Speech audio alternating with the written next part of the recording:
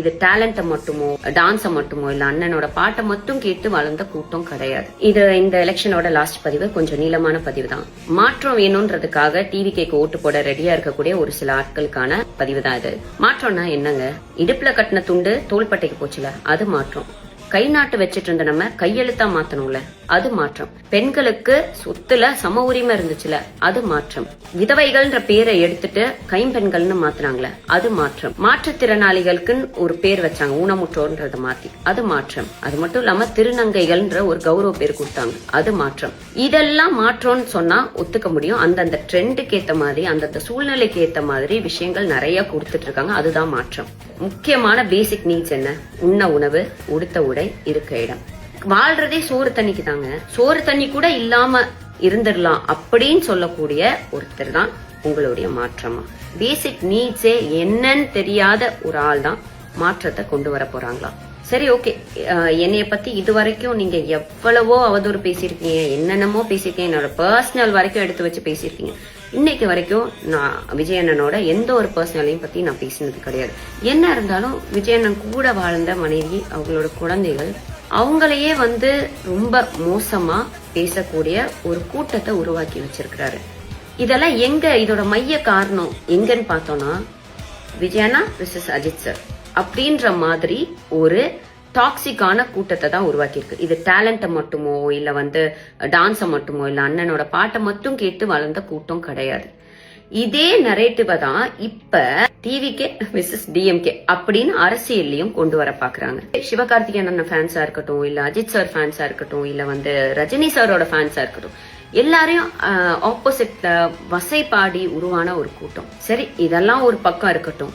ஊழலே பண்ண மாட்டோம் அப்படின்னு ஏறின ஒரு 4-5 மேடையில அண்ணன் சொல்லியிருப்பாரு போல. அண்ணன், நீங்க வரி ஏய்ப்பு செய்து, அதாவது 1,50,00,000 1.5 கோடி கட்டணும்னு சொல்லி உங்க மேல ப்ரூவ் பண்ணப்பட்ட ஒரு கேஸ் இருக்கு.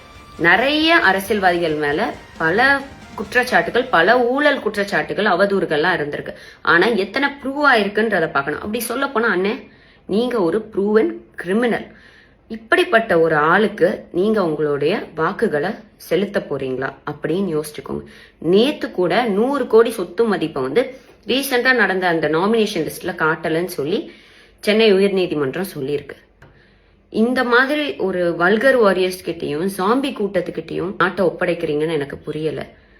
மாற்றன்றது முன்னேற்றத்துக்கான வழியா இருக்கணுமே தவிர ஏமாற்றத்துக்கான வழியா இருக்கக்கூடாது. தயவு செஞ்சு சிந்திச்சு வாக்களிங்க. நன்றி. இது டேலண்ட மட்டுமோ டான்ஸ மட்டுமோ இல்ல அண்ணனோட பாட்டை மட்டும் கேட்டு வளர்ந்த கூட்டம் கிடையாது. இது இந்த எலெக்ஷனோட லாஸ்ட் பதிவு கொஞ்சம் நீளமான பதிவு தான். மாற்றம் வேணும்ன்றதுக்காக டிவி கேக்கு ஓட்டு போட ரெடியா இருக்கக்கூடிய ஒரு சில ஆட்களுக்கான பதிவு தான் இது. மாற்றம்னா என்னங்க? இடுப்புல கட்டின துண்டு தோள்பட்டைக்கு போச்சுல, அது மாற்றம். கை நாட்டு வச்சிட்டு இருந்த நம்ம கையெழுத்தா மாத்தணும்ல, அது மாற்றம். பெண்களுக்கு சொத்துல சம உரிமை இருந்துச்சுல, அது மாற்றம். விதவைகள்ன்ற பேரை எடுத்துட்டு கைம்பெண்கள்னு மாத்தினாங்களே, அது மாற்றம். மாற்றுத்திறனாளிகளுக்கு ஒரு பேர் வச்சாங்க, ஊனமுற்றோர்ன்றத மாத்தி, அது மாற்றம். அது மட்டும் இல்லாம திருநங்கைகள்ன்ற ஒரு கௌரவ பேர் கொடுத்தாங்க, அது மாற்றம். இதெல்லாம் மாற்றம்னு சொன்னா ஒத்துக்க முடியும். அந்தந்த ட்ரெண்டுக்கு ஏத்த மாதிரி அந்தந்த சூழ்நிலைக்கு ஏத்த மாதிரி விஷயங்கள் நிறைய கொடுத்துட்டு இருக்காங்க, அதுதான் மாற்றம். முக்கியமான பேசிக் நீட்ஸ் என்ன? உண்ண உணவு, உடுத்த உடை, இருக்க இடம். வாழ்றதே சோறு தண்ணிக்கு தாங்க. சோறு தண்ணி கூட இல்லாம இருந்துடலாம் அப்படின்னு சொல்லக்கூடிய ஒருத்தர் தான் உங்களுடைய மாற்றமா. பேசிக் நீட்ஸே என்னன்னு தெரியாத ஒரு ஆள் தான் மாற்றத்தை கொண்டு வர போறாங்களா? சரி, ஓகே. என்னைய பத்தி இது வரைக்கும் நீங்க எவ்வளவோ அவதூறு பேசியிருக்கீங்க, என்னென்னமோ பேசியிருக்கீங்க, என்னோட பர்சனல் வரைக்கும் எடுத்து வச்சு பேசியிருக்கீங்க. இன்னைக்கு வரைக்கும் நான் விஜயண்ணனோட எந்த ஒரு பர்சனலையும் பத்தி நான் பேசினது கிடையாது.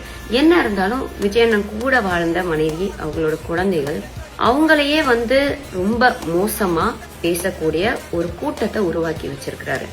இதெல்லாம் எங்க? இதோட மைய காரணம் எங்கன்னு பார்த்தோம்னா, விஜயண்ணா விசஸ் அஜித் சார் அப்படின்ற மாதிரி ஒரு டாக்ஸிக்கான கூட்டத்தை தான் உருவாக்கியிருக்கு. இது டேலண்ட மட்டுமோ இல்ல டான்ஸ மட்டுமோ இல்ல அண்ணனோட பாட்டை மட்டும் கேட்டு வளர்ந்த கூட்டம் கிடையாது.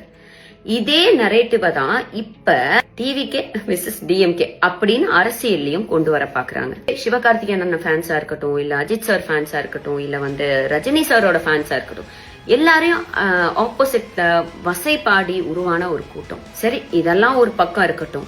ஊழலே பண்ண மாட்டோம் அப்படின்னு ஏறின ஒரு 4-5 மேடையில அண்ணன் சொல்லியிருப்பாரு போல, அண்ணன் நீங்க வரி ஏய்ப்பு செய்து, அதாவது 1,50,00,000 1.5 கோடி கட்டணும்னு சொல்லி உங்க மேல ப்ரூவ் பண்ணப்பட்ட ஒரு கேஸ் இருக்கு. நிறைய அரசியல்வாதிகள் மேல பல குற்றச்சாட்டுகள், பல ஊழல் குற்றச்சாட்டுகள், அவதூறுகள்லாம் இருந்திருக்கு. ஆனா எத்தனை ப்ரூவ் ஆயிருக்குன்றத பார்க்கணும். அப்படி சொல்ல போனா அண்ணன், நீங்க ஒரு ப்ரூவன் கிரிமினல். இப்படிப்பட்ட ஒரு ஆளுக்கு நீங்க உங்களுடைய வாக்குகளை செலுத்த போறீங்களா அப்படின்னு யோசிச்சுக்கோங்க. நேத்து கூட 100 கோடி சொத்து மதிப்பை வந்து ரீசெண்டா நடந்த அந்த நாமினேஷன் லிஸ்ட்ல காட்டலன்னு சொல்லி சென்னை உயர்நீதிமன்றம் சொல்லியிருக்கு. இந்த மாதிரி ஒரு வல்கர் வாரியர்ஸ் கிட்டையும் ஜாம்பி கூட்டத்துக்கிட்டையும் நாட்டை ஒப்படைக்கிறீங்கன்னு எனக்கு புரியல. மாற்றன்றது முன்னேற்றத்துக்கான வழியா இருக்கணுமே தவிர ஏமாற்றத்துக்கான வழியா இருக்கக்கூடாது. தயவு செஞ்சு சிந்திச்சு வாக்களிங்க. நன்றி.